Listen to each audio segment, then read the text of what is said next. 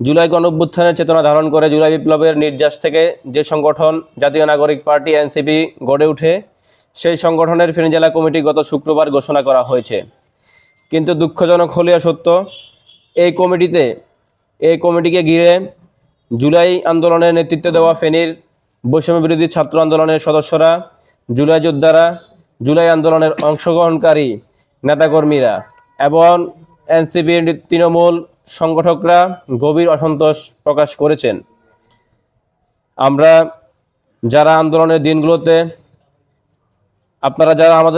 দিনগুলোতে আমাদের সঙ্গে ছিলেন, মাঠে ছিলেন, মিছিলে ছিলেন, অবরোধে, মানববন্ধনে আপনারা প্রত্যক্ষ করেছেন কারা নেতৃত্ব দিয়েছে এবং কারা রাজপথে ছিল। ফেনীবাসী দেখেছে এনসিপিকে প্রতিষ্ঠিত করতে কারা দিনরাত পরিশ্রম করেছে।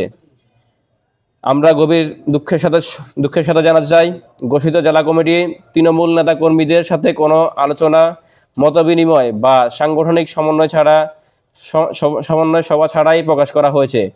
গণতান্ত্রিক সংস্কৃতি ও দলীয় আচরণবিধির পরিপন্থী উপায়ে এই কমিটি ঘোষিত হয়েছে। এই কমিটির ব্যাপারে কমিটি যারা দায়িত্ব পেয়েছে, যারা পায়নি, কেউই এই কমিটির ব্যাপারে অবগত ছিল না।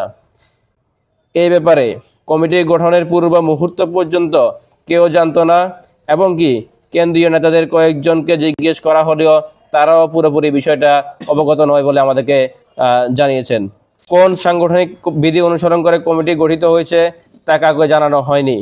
ফেনীর কয়েকজন সেন্ট্রাল নেতাও এই কমিটি গঠনের পূর্ব মুহূর্ত পর্যন্ত এটা নিয়ে পুরোপুরি অবগত ছিল না। জুলাই আন্দোলনের অন্যতম সমন্বয়ক আব্দুল আজিজ, যার মাধ্যমে আন্দোলনের সূচনা, তাকে কমিটিতে রাখা হয়নি। অথচ তিনি আন্দোলনের মূল নেতৃত্বের একজন ছিলেন এবং এনসিপি গঠনের পর থেকেই ফেনীতে এনসিপিকে সংগঠিত করতে শ্রম দিয়েছেন, যা বিভিন্ন মিডিয়ার নিউজ, পত্রপত্রিকা, সোশ্যাল মিডিয়া রয়েছে। আমি আপনাদেরকে একটু কষ্ট করে এগুলো একটু দেখাতে চাই।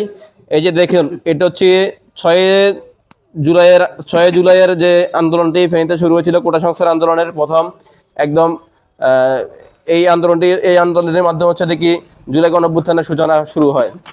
এরপর হচ্ছে দেখি এনসিপির আমাদের যে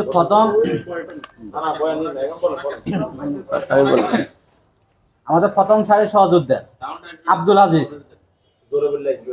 আজিজ, যার নেতৃত্বে আমাদের এই ফেনীতে আন্দোলন হয়েছে, আপনারা সবাই অবগত আছেন।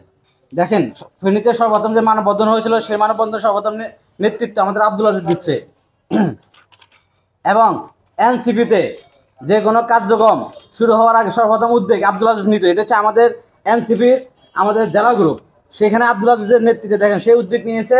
ওই উদ্যোগের মাধ্যমে আমরা প্রত্যেকটা প্রোগ্রাম বাস্তবায়ন করেছি, তার একটা ডকুমেন্টস এখানে। এবং 1 জুলাই আমাদের যে পদযাত্রা ছিল, এর আগে 20 জুলাই আমরা একটা সংবাদ সম্মেলন করেছিলাম। এখানে দেখেন আব্দুল আজিজ এখানে উপস্থিত ছিল, প্রথম সারির যুদ্ধে আমাদের আব্দুল আজিজ। ফেনীতে বন্যার সময় এনসিপির পক্ষ থেকে ত্রাণ বিতরণ করা হচ্ছে আব্দুল আজিজের নেতৃত্বে। দেখেন নিউজ পেপারগুলোতে দেখেন, সেখানে আব্দুল আজিজ, মোহাম্মদ আব্দুল আজিজ। এরপর গোপালগঞ্জে যখন আমাদের নেতৃবৃন্দের উপর হামলা হয়েছে, আব্দুল আজিজের নেতৃত্বে হাই রোড ব্লক করা হয়েছে। এটা আপনারা ফেনীবাসী প্রত্যেকটা সাংবাদিক এবং ফেনীবাসী সবাই অবগত আছেন। এরপরে কোটা আন্দোলনে আমরা যে স্মারকলিপি দিয়েছিলাম, সেটা আব্দুল আজিজের নেতৃত্ব হচ্ছে। আপনারা সবাই বিষয়টা দেখেন, আপনারা সবাই জানেন। তারপরে আমরা সবাইকে অবগত করার জন্য আমরা ডকুমেন্টসগুলো আপনাদের সামনে উপস্থাপন করছি। কালার এক্সপার্ট, জর্জ স্যাপ এবং মাইল্ড অন হ্যান্ডস টেকনোলজি সমৃদ্ধ অরিক্স ক্রিস্টাল ওয়াশ, আপনার লন্ড্রি এক্সপার্ট। এছাড়াও আন্দোলনের স্লোগান মাস্টার খ্যাত ও আহত নেতা তাহমিদুল ইসলাম, যিনি নাগরিক কমিটি ও এনসিপির শুরুর দিন থেকে সামনাসারিতে কাজ করেছেন এবং এনসিপির ব্যানারে হওয়া এখন পর্যন্ত বিভিন্ন প্রোগ্রামের উদ্যোক্তা, এই তাহমিদকে কমিটিতে অন্তর্ভুক্ত করা হয়নি। ঘোষিত কমিটিতে চাঁদা ও ঘুষ সংক্রান্ত অভিযোগে অভিযুক্ত 2 ব্যক্তিকে অন্তর্ভুক্ত করা হয়েছে, যা তৃণমূল নেতাকর্মী ও সাধারণ মানুষদের মধ্যে ক্ষোভ সৃষ্টি করেছে। ইতিমধ্যে আমরা দেখেছি মিডিয়াগুলোতে এই ব্যাপারে প্রচুর নিউজ হয়েছে। কালবেলা সহ কয়েকটি নিউজ হচ্ছে দেখি যে ফেনীর সময়ের এটা আগে নিউজ করা, কালবেলার এটা নতুন নিউজ করা আছে, যারা হচ্ছে দেখি বিভিন্ন ধরনের বিতর্কিত ব্যক্তি, বিভিন্ন বিষয়ে সে সকল লোকদেরকে হচ্ছে দেখি এখানে অন্তর্ভুক্ত করা হয়েছে। ওমর ফারুক, শুভ, নাহিদ রাব্বি সহ তাদেরকে হচ্ছে দেখি এখানে নিয়ে আসা হয়েছে। ফেনীর কমিটি হবে 5। ফেনীর কমিটি হবে ফেনী তৃণমূল জানবে না। ফেনী সেন্ট্রাল নেতৃবৃন্দর কয়েকজন পর্যন্ত অবগত থাকবে না।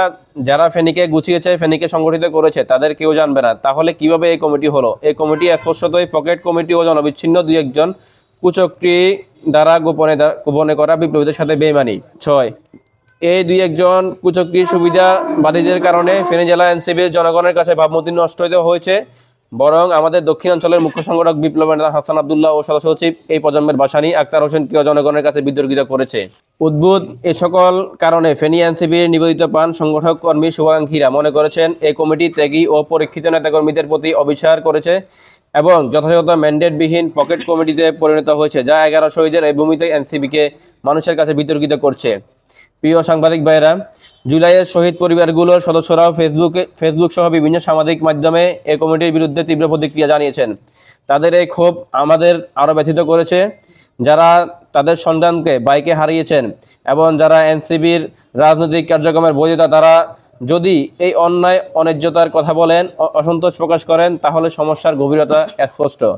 সাংবাদিক ভাইয়েরা, বিপ্লবের নেতৃত্ব এনসিবির তৃণমূল সংগঠক হিসেবে ফেনীবাসীর উদ্বেগ ও শুভাকাঙ্ক্ষীদের উৎকণ্ঠার দরুন আজকে আপনাদের মাধ্যমে আমরা এনসিবির কেন্দ্রীয় নেতৃত্বের প্রতি জোরালো আহ্বান জানাচ্ছি। ঘোষিত ফেনী জেলা এনসিবি কমিটি নিয়ে অবিলম্বে পদক্ষেপ নিন। পুনর্মূল্যায়ন করে পুনর্গঠন এর ব্যবস্থা নিন।